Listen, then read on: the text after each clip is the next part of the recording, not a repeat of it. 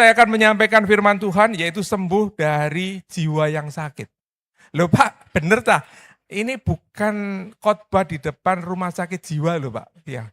Jadi Bapak Ibu yang dikasih Tuhan, bahwa orang yang mengalami jiwa sakit itu bukan berarti konotasinya, itu berarti orang itu gila. Enggak seperti itu.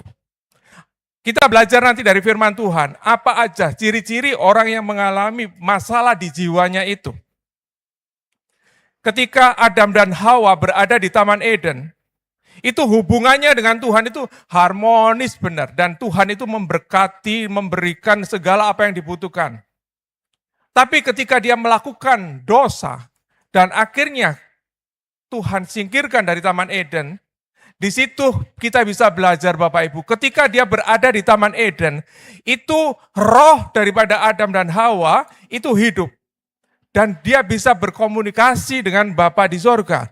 Tapi ketika dia harus keluar dari Taman Eden, itu bukan rohnya lagi yang menguasai hidupnya, tapi jiwanya. Nah, ketika jiwa ini mulai berkehendak di dalam hidupnya, itu ada banyak masalah. Ya, karena jiwa itu kan ada pikiran, perasaan, dan kehendak. Dan kehendak daripada manusia itu kebanyakan hanya menyenangkan dari daging. Ketika dia menyenangkan apa yang keinginan daging, itu satu kali itu ada masalah, ya kan? Dan orang itu merasakan apa? Merasakan namanya stres. Siapa yang di sini pernah stres? Nah, ono sing ngaku, berarti KPK ono sing stres ini. Ya kan? Itu. Tapi kan banyak gitu, aduh stres aku. Lah kalau masih stres itu masih mendingan Bapak Ibu. Karena apa? Orang kadang-kala belum bisa membedakan antara stres sama depresi. Kalau stres itu kalau kita banyaknya pekerjaan, anak-anak sekolah itu banyaknya tugas, sehingga tidak bisa menyelesaikan, aduh ini belum mari. Lah itu stres. Karena apa? Itu sifatnya dari luar. Tapi kalau depresi itu sudah dari dalam. Ya dari dalam. Jadi suasana hati yang tidak nyaman itu namanya orang itu depresi. Dan itu tidak banyak orang yang menyadari bahwa dia mengalami masalah seperti itu. Orang yang mengalami depresi itu adalah orang yang mengalami masalah di jiwanya. Jadi jiwanya itu sakit. Masalah di dalam dunia ini terbagi hanya 3 kelompok kalau dari luar. Yaitu masalah apa? Masalah ekonomi, masalah keluarga, sama masalah kesehatan. Dan kalau dari dalam itu masalah kepribadian. Jadi di sini kalau 3 ini biasanya menghantam orang dan itu berlarut-larut dan tidak ada penyelesaiannya, itu membuat orang menjadi depresi. Dan tidak banyak orang yang menyadari bahwa aku ini jiwaku sakit. Dan apa yang harus aku lakukan? Seperti itu loh Bapak Ibu. Banyak kali kan kita merasa, aduh lambungku loro, asam lambungku naik. Lah itu menunjukkan bahwa orang itu mengalami masalah di dalam jiwanya. Siapa yang di sini? Asam lambung naik.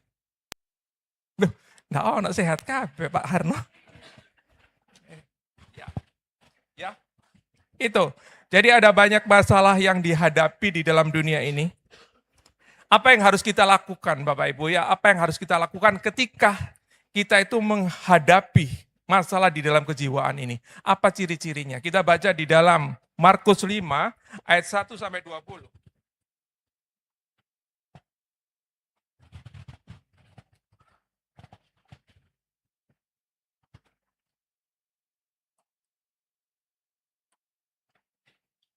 Markus 5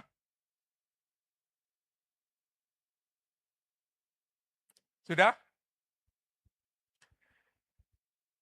Saya baca karena ayatnya banyak, saya baca ayat ganjil, Bapak Ibu baca di ayat yang genap ya. Judulnya Yesus mengusir roh jahat dari orang Gerasa. Lalu sampailah mereka ke seberang danau di daerah orang Gerasa. Datanglah seorang yang kerasukan roh jahat dari pekuburan menemui dia. Nah, orang itu tinggal di pekuburan itu dan tidak ada seorang pun lagi yang sanggup mengikatnya sekalipun dengan rantai. Karena sudah sering ia dibelenggu dan dirantai, tetapi rantainya diputuskannya dan belenggunya dimusnahkannya. sehingga tidak ada seorang pun yang cukup kuat untuk menjinakkannya. Siang malam ia berkeliaran di perkuburan dan di bukit-bukit sambil berteriak-teriak dan memukuli dirinya dengan batu.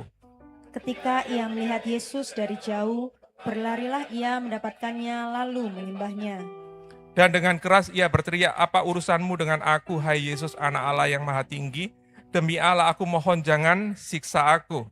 Karena sebelumnya Yesus mengatakan kepadanya, "Hai engkau roh jahat, keluar dari orang ini."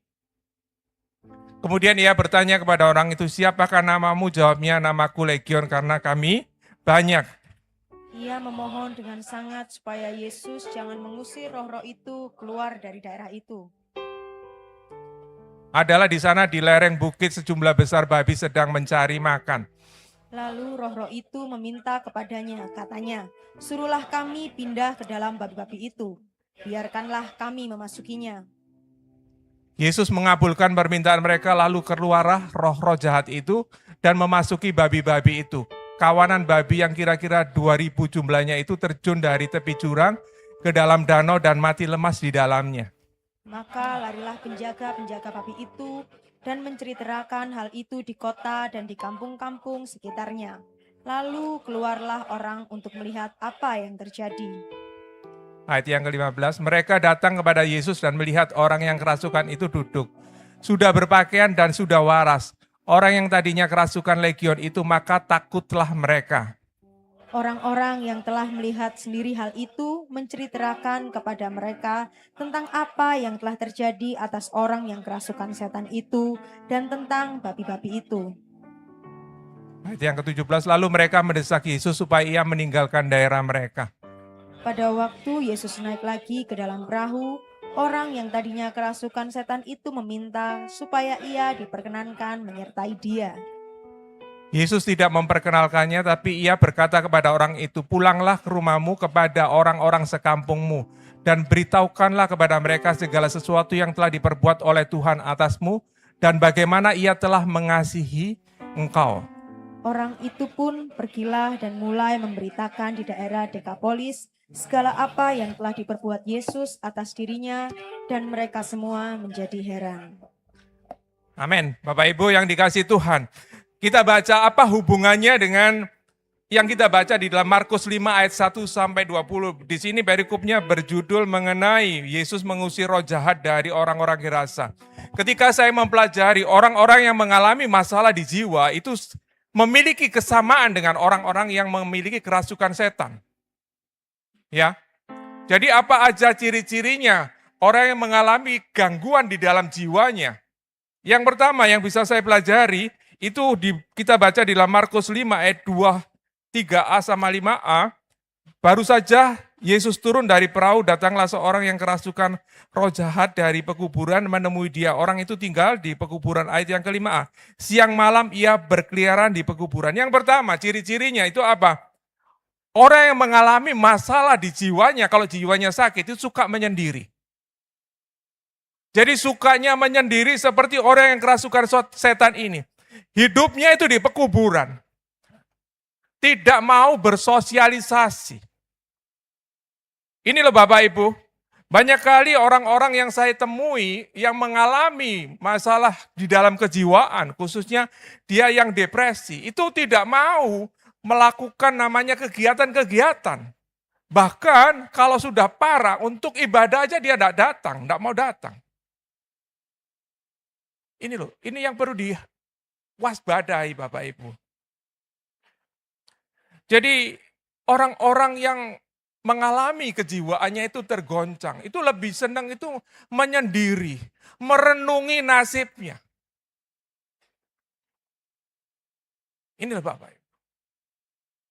Banyak kali kan orang-orang yang mengalami itu ada masalah, itu ada di kamar terus.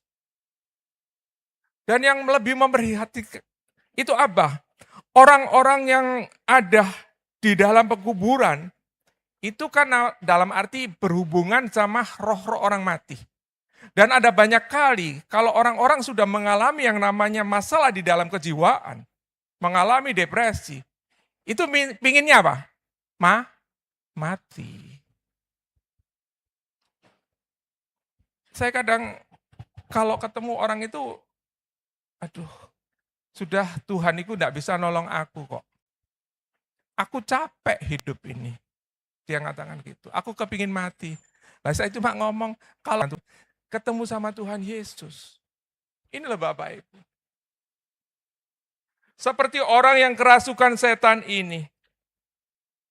Senengannya itu berhubungan sama roh-roh kegelapan di sana. Banyak kali orang yang menyendiri itu mencari jalan alternatif, yaitu berhubungan sama kuasa-kuasa kegelapan.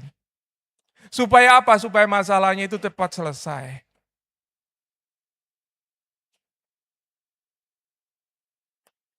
Saya bertemu seseorang mengatakan gini, Pak, Yesus itu urip apa enggak loh? Kok ngomongmu seperti ini? Iya Pak, aku ini capek hidup Pak, sudahan. Loh kenapa? Apa ya? Masalah keluarga, masalah ekonomi itu membebani hidupku Pak. Aku itu kepingin kalau bisa, kepingin cepat mati. Saya katakan, kok kamu bisa sampai seperti ini? Orangnya itu diam, tidak mau banyak ngomong. Jadi kalau saya datang itu istrinya seneng, karena apa? Ada yang mau ngajak ngomong. Ini loh Bapak Ibu. Di kesendirian, itu tidak selamanya itu kita baik. Kalau kita sendiri bertemu Tuhan Yesus tidak apa-apa. Tapi ketika engkau merenung, itu banyaknya roh-roh jahat, kuasa-kuasa kegelapan itu yang ngurek-ngurek pikiran kita. Sehingga kita itu akan melakukan hal-hal tindakan yang tidak baik. Beberapa waktu yang lalu di Petra, ya itu bukan hanya di Petra, di beberapa tempat juga anak-anak mahasiswa sampai mereka bunuh diri itu karena apa? Karena masalah di jiwanya yang sakit. Kalau saya baca dari cerita orang tuanya, itu kebanyakan mereka tuh menyendiri. Tidak mau bercerita.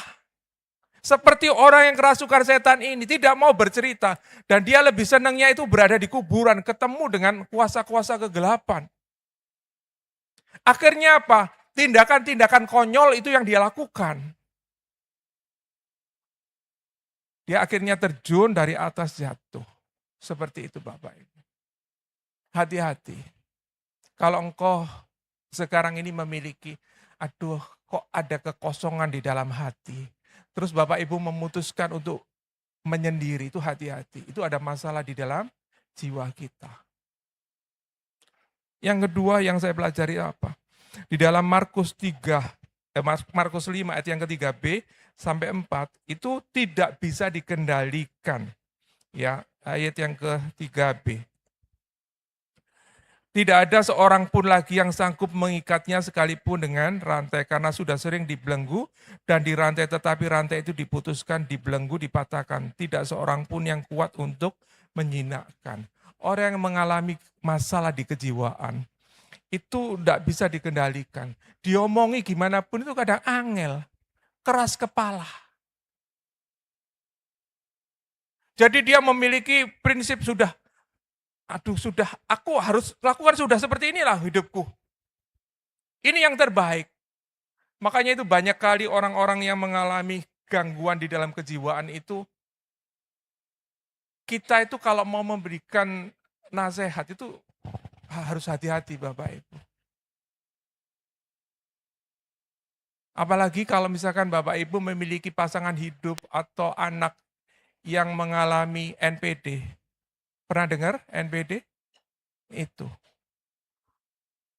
Kalau memiliki keluarga yang memiliki masalah atau kena NPD, itu minta ampun. Orang yang hanya mencari kebenarannya diri sendiri, tidak mau dinasehati, tidak mau diberikan masukan. Ini loh Bapak Ibu. Banyak kali terjadi di sini ini orang mengalami masalah di dalam kejiwaannya itu. Ini loh. Bahkan kalau dikasih firman Tuhan, dia lo enggak percaya sudah. dipikir firman Tuhan itu seperti dongeng aja. Dan dia lebih apa? Lebih emosi. Dikatakan apa? Sudah dibelenggu, diikat itu dilepaskan. Ini pun juga orang yang mengalami kejiwaan. Kita sudah beri nasihat, dilepaskan. Semua nasihat apapun itu diabaikan, dihiraukan. Hati-hati Bapak Ibu, kalau kita sudah mengalami masalah ini berarti ada masalah di jiwa kita. Dan yang ketiga itu apa? Tidak dapat menguasai diri. Markus 5 ayat yang kelima. Siang malam ia berkeliaran di kuburan, di bukit-bukit sambil berteriak-teriak dan memukul dirinya dengan batu. Jadi teriak-teriak di kuburan, mukuli dengan dirinya dengan batu.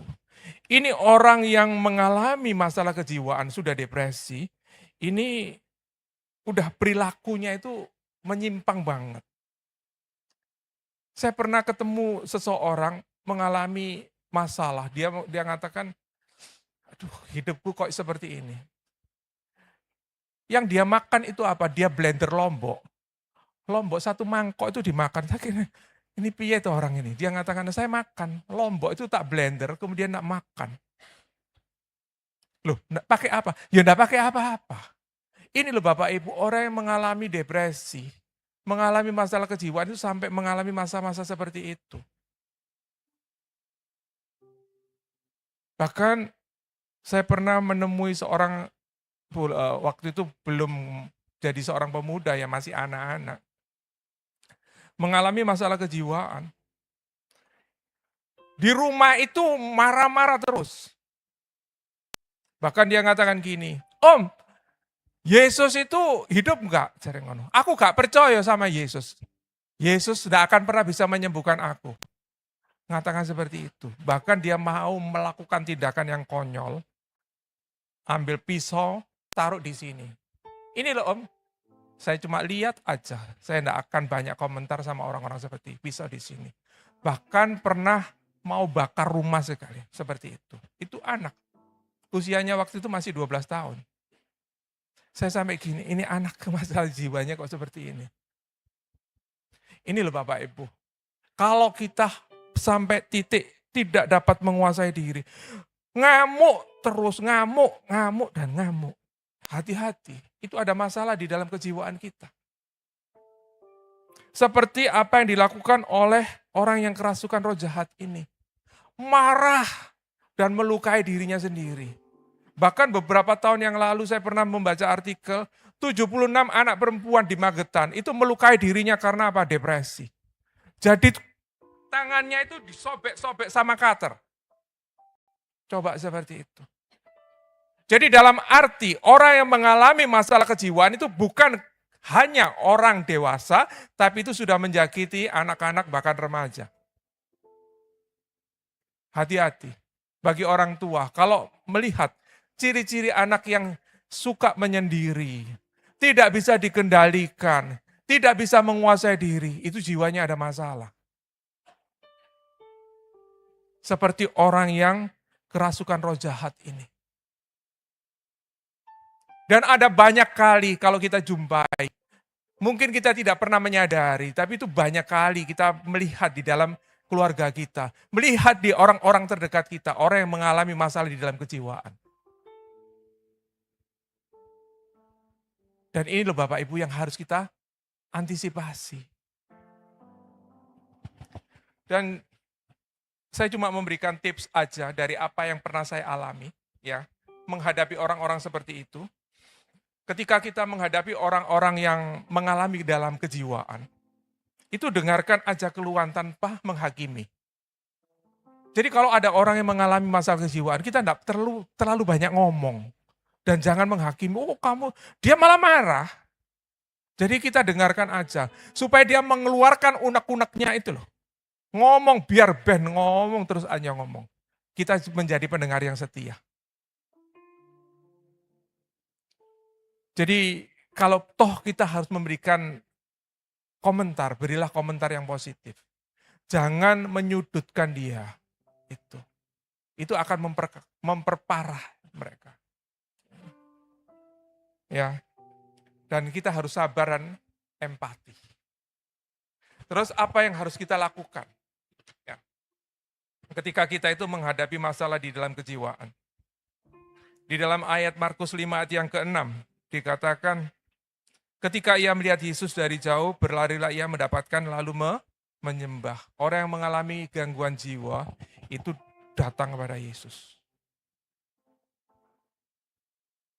Orang yang mengalami masalah di kejiwaan ini sudah dapat dideteksi bahwa orang itu tidak memiliki hubungan yang intim dengan Tuhan. Maka itu datang kepada Tuhan. Sembah Tuhan. Berapa banyak engkau memiliki waktu untuk berdoa setiap hari kepada Tuhan? Siapa di sini? Memiliki jam doa pagi hari? Ada? Tidak ada. Milikilah jam doa. Supaya apa? Jiwa kita itu dipuaskan. Supaya hidup kita itu bukan jiwa yang memimpin, tapi roh kita yang memimpin. Kalau roh kita yang memimpin, itu kita bisa koneksi dengan Tuhan. Itu Bapak Ibu. Datang merendahkan diri di bawah kaki Tuhan. Jalin hubungan yang intim dengan Tuhan. Supaya tidak ada namanya kekosongan di dalam jiwa kita. Bukan hanya engkau memiliki waktu-waktu atau jam doa, tapi milikilah kehidupan doa. Maksudnya gimana Pak kehidupan doa? Jadi ketika engkau bisa berkomunikasi dengan Bapa kita di surga. Ketika engkau bekerja dalam waktu tidak ada orang, ketika engkau mengerjakan, ngomong aja sama Bapa kita di surga.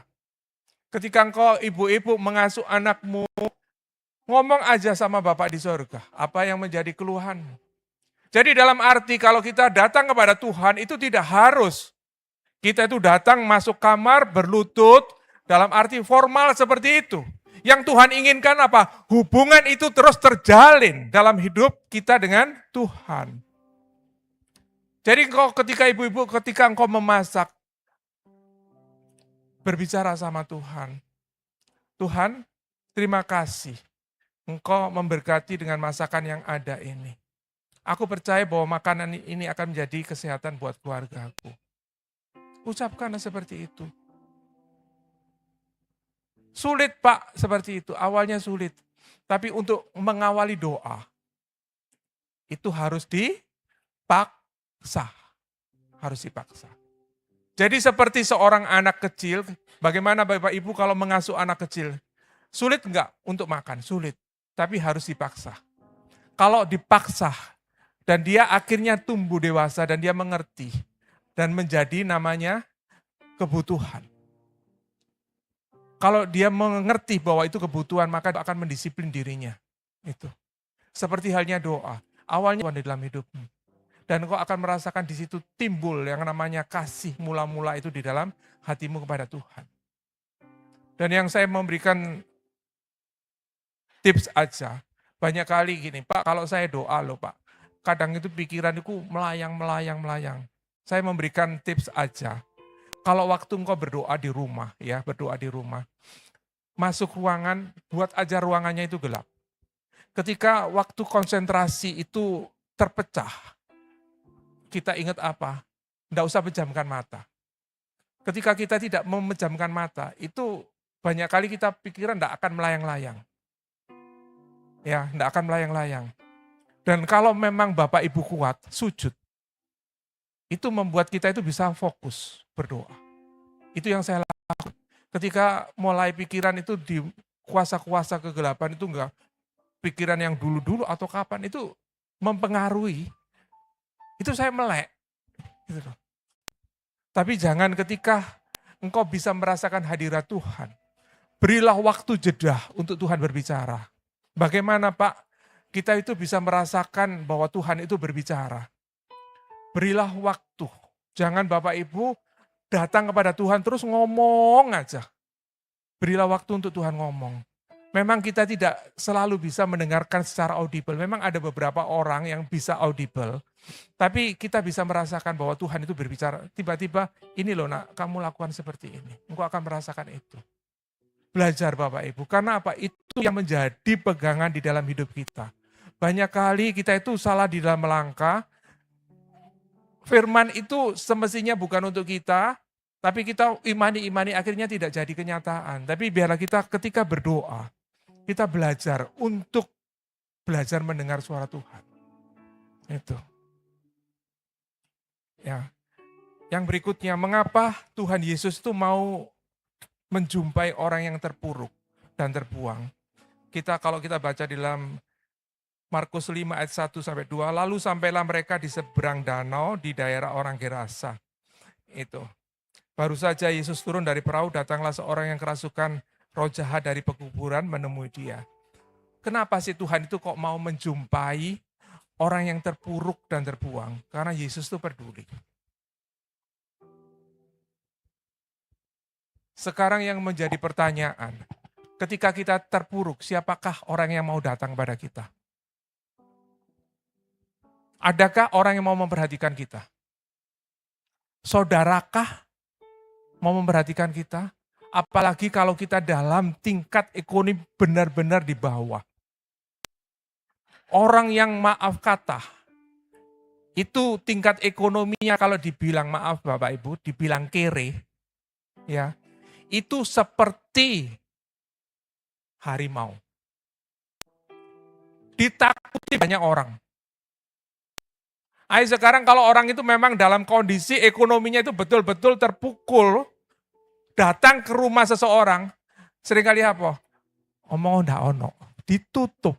Seperti kita itu ketakutan ketemu sama harimau. Benar apa benar? Nah seperti itu. Tapi Yesus ketika dia tahu bahwa ada orang yang diabaikan orang, yang dalam arti orang itu tidak mau memberikan perhatian sama sekali, Yesus mau datang. Yesus peduli kepada orang-orang seperti itu. Alasannya apa? Karena Bapa itu tidak menghendaki seorang pun yang terhilang. Kalau Bapak baca di dalam Matius 18 ayat yang ke-14. Bapa itu loh, tidak menginginkan seorang pun itu terhilang. Biarpun orang itu sudah dipandang hina sama orang mengatakan, sudah lebih baik orang kau mati aja lah, daripada engkau jadi sampah masyarakat. Untuk apa orang seperti itu hidup itu? Untuk apa orang seperti itu kita harus ngopeni? Membuat masalah aja. Tapi bagi Yesus, orang itu bukan menjadi masalah. Karena Yesus peduli sama orang-orang seperti itu. Makanya Bapak Ibu, ketika kita dalam keadaan terpuruk, jangan andalkan manusia, tapi biarlah kita datang kepada Yesus. Satu hal, bahwa Yesus tidak pernah memandang hina orang yang datang dengan cucuran air mata. Amin. Seperti itu. Ini loh Tuhan Yesus. Ketika kita datang dengan cucuran air mata, setiap tetes air mata kita ditampung di dalam kirbatnya. Itu Bapak kita di surga. Dan dia tidak pernah mengatakan apa, lapo kon rene, lagi butuh ambek aku ya. Rono, aku gak butuh ambek kamu. Tidak pernah Yesus mengatakan seperti itu dan tidak pernah lakukan.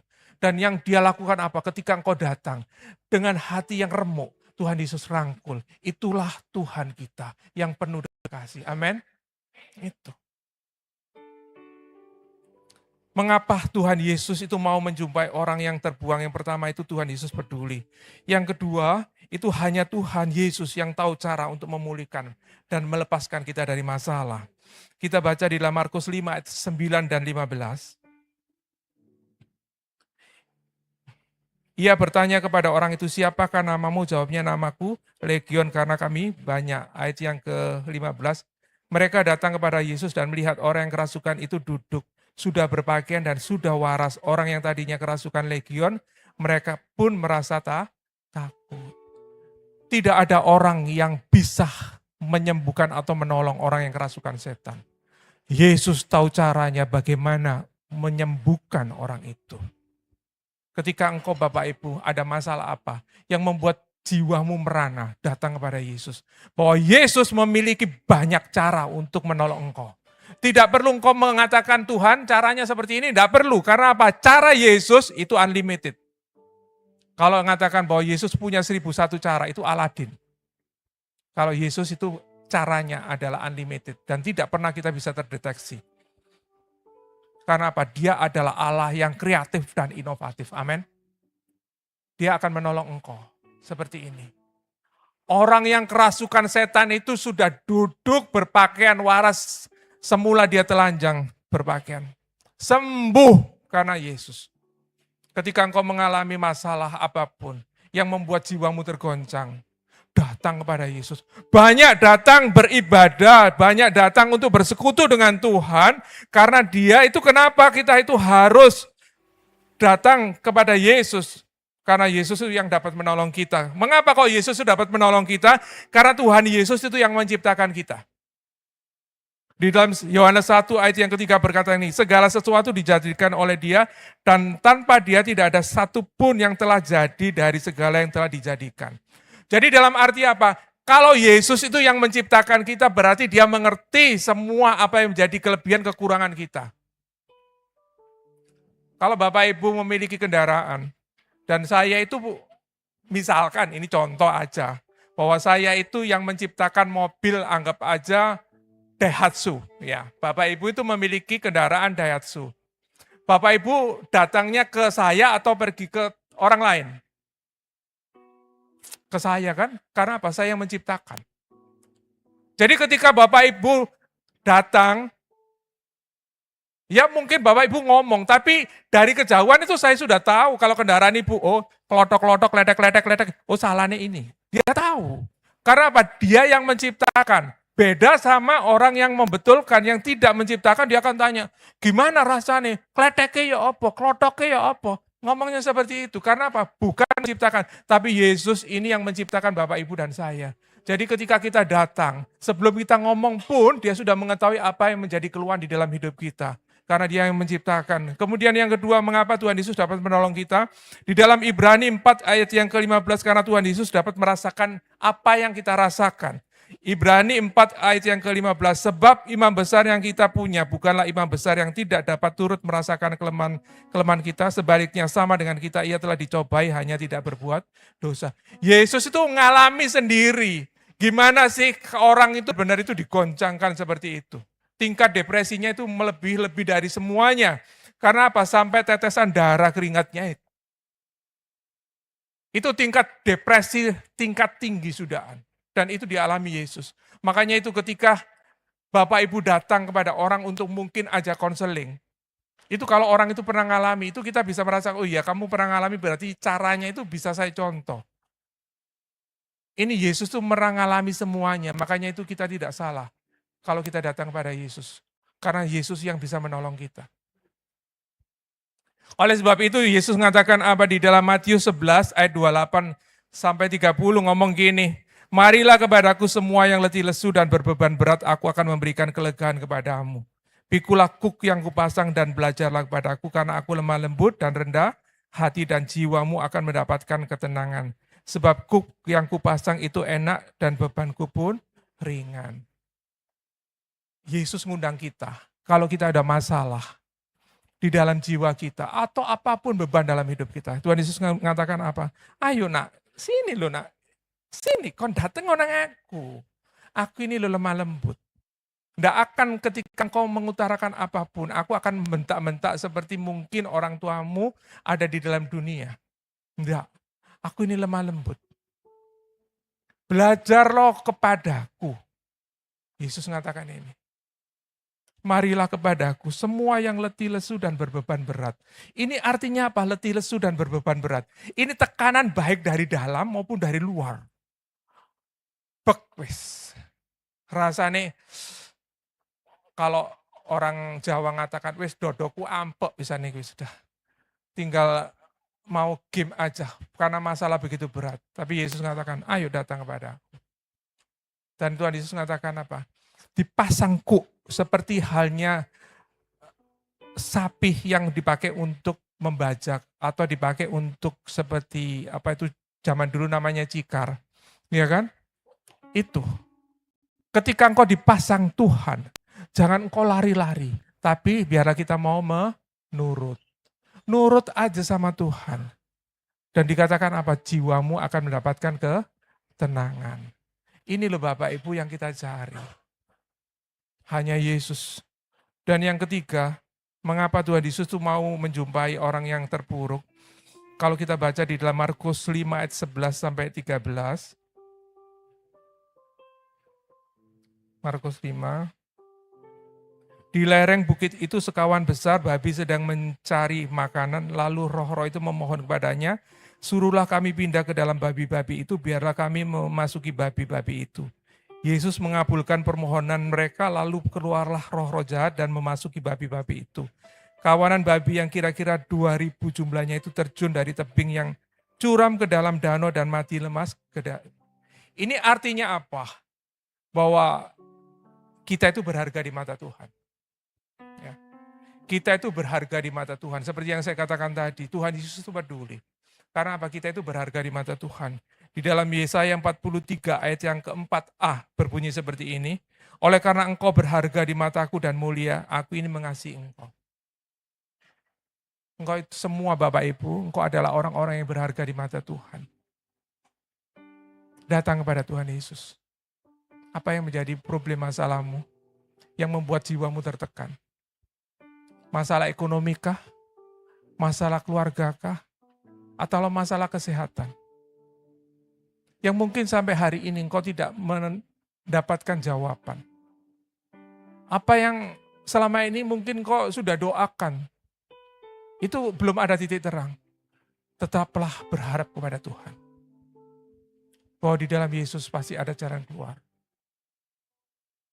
Jangan jemu-jemu, datang kepada Tuhan.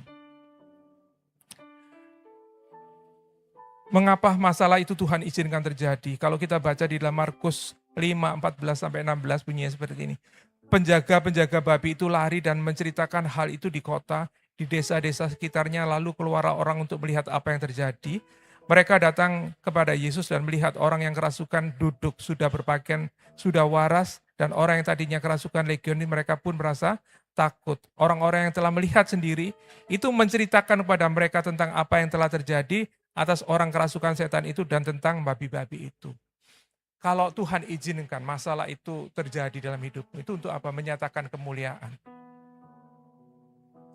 Dan ketika orang yang kerasukan setan ini sudah sembuh, dan penjaga babi itu menceritakan banyak kepada orang-orang yang di kampung. Ternyata orang itu yang selama ini engkau takutkan, itu sekarang itu sudah sembuh. Bahwa Tuhan memakai hidupmu untuk mendemonstrasikan kuasanya. Jangan kau berkecil hati atau tawar hati. Kenapa engkau terus menangisi dan engkau menjadi orang yang dalam arti mengasihi dirimu sendiri terus. Tapi percayalah bahwa rencana Tuhan itu adalah yang terbaik dalam hidup kita. Amin. Dan yang terakhir, apa yang harus kita lakukan setelah mendapatkan pertolongan Tuhan? Kita baca di dalam Markus 5:18-20. Pada waktu Yesus naik ke dalam perahu, orang tadi kerasukan setan itu memohon supaya ia diperkenankan menyertai dia. Yesus tidak memperkenankannya, tetapi ia berkata kepada orang itu, pulanglah ke rumahmu kepada orang-orang sekampungmu, beritahukanlah kepada mereka segala sesuatu yang telah dilakukan Tuhan atasmu, bagaimana ia telah mengasihi engkau. Orang itu pun pergi, mulai memberitakan di daerah Dekapolis segala sesuatu yang telah dilakukan Yesus atas dirinya. Mereka semua menjadi heran. Apa yang menjadi kewajiban kita ketika Tuhan sudah menolong kita? Bersaksi. Ya, menyaksikan cinta kasih Tuhan. Supaya ada banyak orang mendapatkan berkat dari apa yang sudah Tuhan lakukan dalam hidup kita. Jangan engkau berkecil hati. Mungkin sekarang ada masalah-masalah di dalam hidupmu. Tapi tetaplah percaya bahwa di tangan Tuhan yang kuat, engkau pasti akan memperoleh yang namanya kemenangan. Amin. Berbahagialah setiap orang yang membaca dan mendengar firman Tuhan, menyimpan dalam hatinya, merenungkan dan melakukan dalam hidupnya. Ia sama dengan orang yang bijaksana mendirikan rumahnya di atas batu. Amin untuk firman Tuhan.